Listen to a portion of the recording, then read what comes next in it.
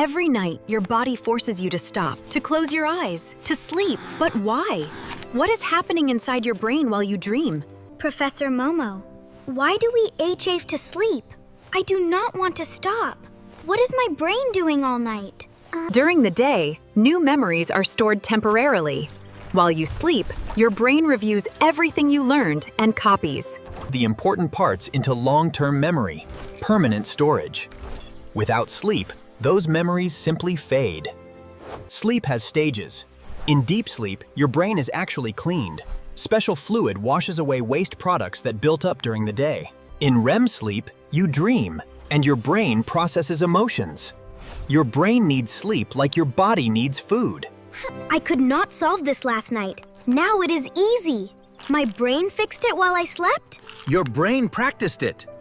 I could not do this last night. My brain must have fixed it while I slept. That is why sleeping after studying is more powerful. Sleep well.